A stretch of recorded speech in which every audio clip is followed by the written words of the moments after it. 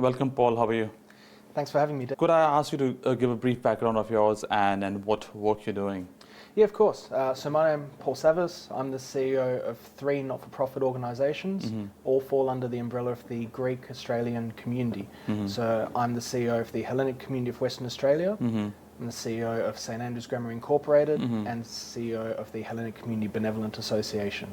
Now, within those organisations, we operate a pre-K to 12 private school. We have a 97 resident aged care facility. We have a Greek Orthodox church, and we have several commercial buildings around Northbridge where we have halls for our residents, and we have some leases as well. Wow. How do you manage being a CEO of 3 organizations and with a diverse set of services? Yeah, look, it's tricky.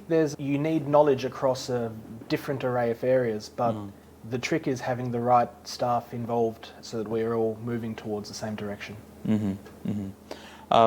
Could you also, I would like you to share about your whole background, growing up and, in Perth and all the background. So I was born in Bunbury, nice little country town.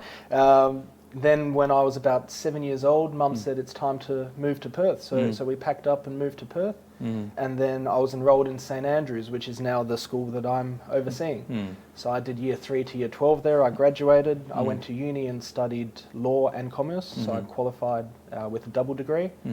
I then went into the field of law and practiced as a solicitor for 4 or 5 years, primarily focusing on family law and minor criminal matters.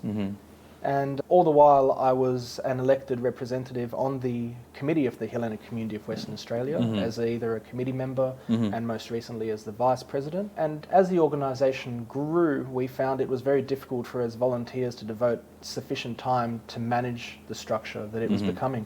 So the committee decided to implement a CEO, and part of my job was drafting the job description and coming up with all of that.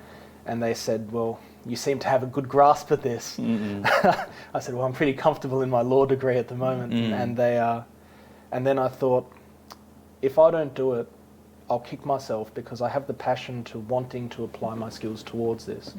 So I really was apprehensive at the beginning, but the more I thought about it, the more I convinced myself that this is something that I want to give my time and efforts towards. A role like this is not about the career and not about the progression. It's about the impact you can make to people.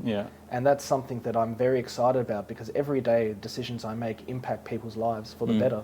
We have 97 aged care residents where we change the way they live, we change the activities they get involved in, their food, their care models. We're shaping the youth of tomorrow with the school. We've got pre-K to year 12. We've got 875 students this year. And we get to be involved in how we shape their future in education. We have tomorrow's leaders. So it's something that I'm really excited about, and being in a position to give back to the community that helped grow me into the person I am, I feel is pretty rewarding.